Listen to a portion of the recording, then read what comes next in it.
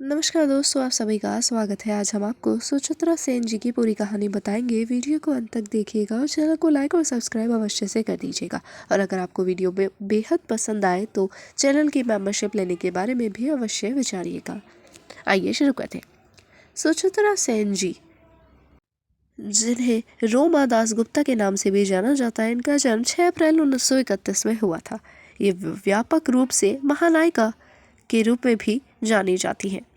एक भारतीय अभिनेत्री थी जिन्होंने बंगाली और हिंदी सिनेमा में अपने काम से अपनी एक विशिष्ट और अलग पहचान बनाई थी, और जिन फिल्मों में उन्हें उत्तम कुमार बंगाली सिनेमा के इतिहास में क्लासिक बनाते हुए देखा गया था। सेन अंतर्राष्ट्रीय फिल्म समारोह में पुरस्कार पाने वाली पहली भारतीय अभिनेत्री थी, जब 1963 के मॉस्को अंतर्राष्ट्रीय फिल्म समारोह में उन्होंने 7 पके बांधा के लिए सर्वश्रेष्ठ अभिनेत्री का रजत पुरस्कार जीता था। देवकी कुमार बोस द्वारा उनकी भगवान श्री कृष्ण चैतन्य में विष्णु प्रिया के रूप में चुने जाने के बाद उन्हें स्टारडम हासिल हुआ था। 1972 में उन्हें भारत के चौथे सर्वोच्च नागरिक पुरस्कार पद्मश्री से भी सम्मानित किया जा चुका है, और 2005 में उन्होंने जनता की नजरों से दूर रहने के लिए भारत के सर्वोच्च सिनेमाई पुरस्कार दादा साहेब फाल्के पुरस्कार को अस्वीकार कर दिया था। 2012 में उन्हें पश्चिम बंगाल सरकार के सर्वोच्च सम्मान गंगा विभूषण से भी सम्मानित किया गया।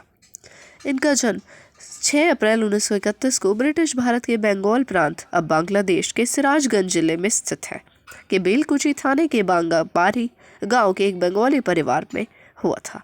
इनके पिता करुणामय दासगुप्ता पबना नगर पालिका के स्वच्छता निरीक्षक थे, और उनकी मां इंदिरा देवी एक गृहिणी थी। सेन उनकी 5वीं संतान और दूसरी बेटी थी।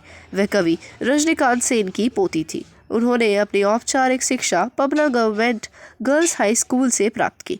1947 में विभाजन की हिंसा उनके परिवार को पश्चिम बंगाल ले आई थी।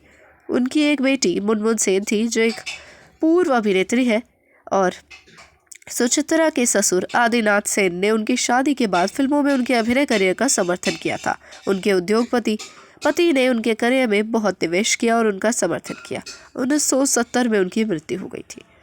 सुचित्रा ने 1952 में बंगाली फिल्मों में सफल शुरुआत की थी, और फिर हिंदी फिल्म उद्योग में कम सफल बदलाव किया था।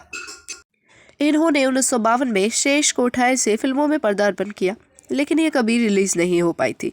अगले वर्ष उन्होंने निर्मल डे की फिल्म सेरी चुवातोर में उत्तम कुमार के साथ सह अभिनय पेश किया था। ये बॉक्स ऑफिस पर हिट रही और उत्तम सुचित्रा को एक प्रमुख जोड़ी के रूप में लॉन्च करने के लिए याद की जाती है।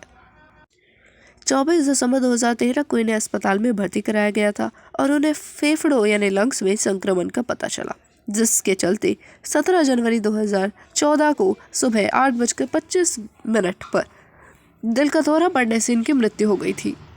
वह उस समय लगभग 82 वर्ष की थी। इन्होंने बहुत सी फिल्मों में काम किया, जैसे 7 नंबर कायदी, शेरी चुवाटोर, भगवान श्री कृष्ण चैतन्य इत्यादि।